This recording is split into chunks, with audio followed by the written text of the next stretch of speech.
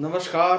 अंततः भाजपा ने अपना नया कार्यकारी अध्यक्ष घोषित कर दिया। तमाम अटकलों को विराम देते हुए, हालांकि इस युग में भाजपा का जो नवीन युग चल रहा है, मोदी शाह युग, इसमें अटकलों का कोई कोई स्थान नहीं है और सब कुछ अप्रत्याशित होता है। जिस तरह से 3 राज्यों के मुख्यमंत्री बदले गए अप्रत्याशित रूप से, वही चौंकाने वाला फैक्टर जो था नए कार्यकारी अध्यक्ष की घोषणा में भी शामिल किया गया। लोग पता नहीं क्या क्या बातें करते रहे, कभी शिवराज सिंह, कभी धर्मेंद्र प्रधान, कभी मनोहर खट्टर, तो कभी और किसी का नाम चलाते रहे, संजय जोशी। बताया जाता रहा लोगों के द्वारा, तमाम तर जो समानांतर मीडिया कहेंगे जिसको, जो सरकार के साथ नहीं है, सरकार के खिलाफ है, वो ये कहता रहा कि संजय जोशी के लिए आरएसएस अड़ गई है, संजय जोशी को राष्ट्रीय अध्यक्ष बना कर ही रहेगी आरएसएस। लेकिन सब अटकलों पर विराम लग गया और कल यानी कि 14 दिसंबर को शाम के 6:30-7 बजे के आसपास खबर आई कि भाजपा की राष्ट्रीय कार्यकारिणी ने अपना नया कार्यकारी अध्यक्ष चुन लिया है। एक युग प्रवर्तन के रूप में इसे देखा जा रहा है। 45 वर्षीय बिहार के बांकीपुर सीट से विधायक और बिहार सरकार में मंत्री हैं अभी फिलहाल नवीन नितिन, उन्हें युवा चेहरे के रूप में भाजपा का अध्यक्ष बना दिया गया है, नियुक्त हो गए हैं। भाजपा में भी अध्यक्ष चुनते नहीं हैं, नियुक्त होते हैं।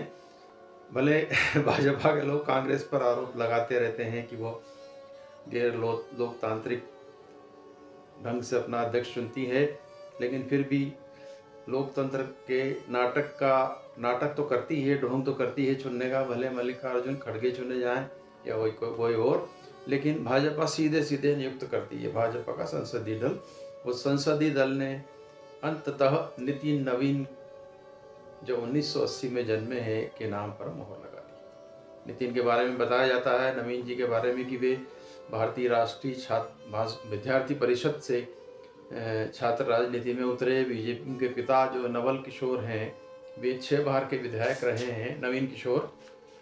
और नितिन नवीन जो है वो कायस्थ समाज से, जिसको कहना चाहिए अगड़ी जाति से ताल्लुक़ रखते हैं।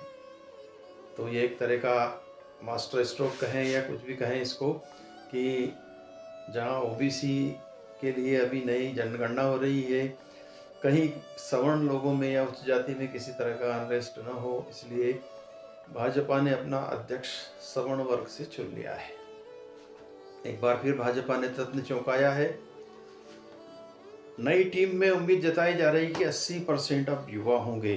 जब नई टीम की गठन करेंगे अपनी नितिन नवीन टीम का, तो उसमें 80% भाजपा के नए लोग, नए चेहरे होंगे।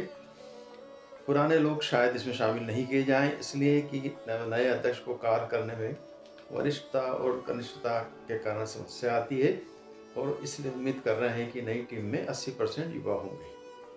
अब देखिए इसमें आरएसएस का कितना हाथ है या कितनी चली है, अभी किसी भी तरह की विश्लेषण विवेचनाएं न तो यूट्यूब पर है, न किसी चैनल में है। कई छोटे मोटे अखबारों ने जरूर छापा है कि आरएसएस ने ही इसको आगे बढ़ाया है, कि जब नितिन नवीन का नाम आगे आया, और चूँकि वे खांटी भाजपा और आरएसएस के समर्थक हैं, तो इस नाम पर उन्होंने कोई आपत्ति नहीं की। और साथ ही एक नए युग का सूत्रपात हो या युवाओं के हाथों में पार्टी की कमान हो, लंबी दूर की सोच का साथ देते हुए आरएसएस ने इसको अप्रूवल दे दिया, ऐसा लगता है अभी।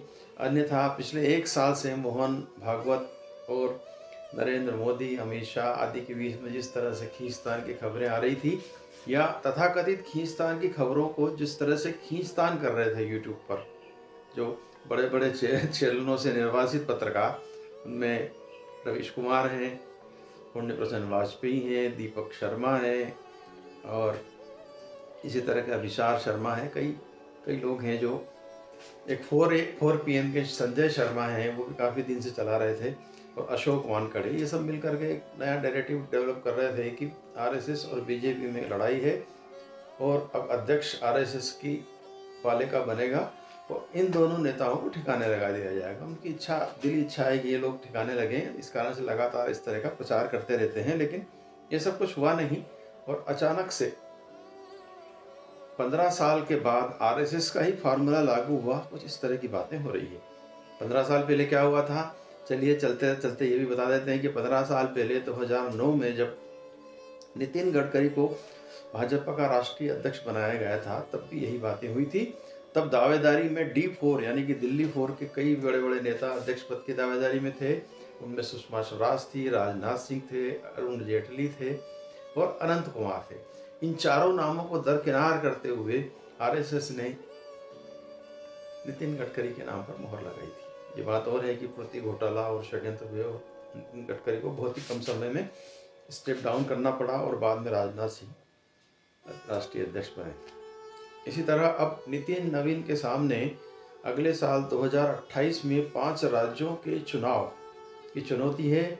यदि वे इस चुनौती को सफलतापूर्वक पार कर लेते हैं तो कार्यकारी से वे स्थायी राष्ट्रीय अध्यक्ष चुन लिए जाएंगे, ऐसा प्रतीत होता है। और एक तरह का ये ट्रांसफॉर्मेशन है भाजपा का। सभी युवा, कई मुख्यमंत्री युवा हैं, कई राष्ट्रीय अध्यक्ष भी युवा है।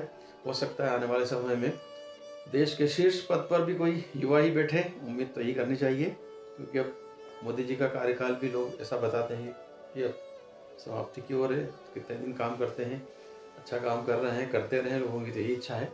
लेकिन एक न एक दिन तो आता ही है जब सत्ता से हटना ही पड़ता है, तो उस स्थिति में कौन बनेगा प्रधानमंत्री, ये खेल भी चालू हो गया है।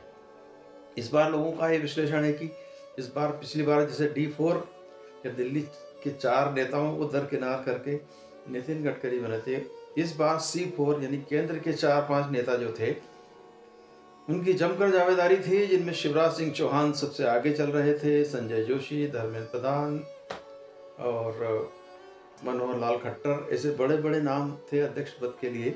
लेकिन सबको किनारे लगा करके नितिन नवीन आगे आ गए। बधाई हो नवीन, हो सकता है भाजपा में कुछ नवीनता लेकर आएँ, नए प्रयोग करें, उन्हें शुभकामनाएं हैं। आज बस इतना ही। नमस्कार, हरिशंकर शर्मा की ओर से।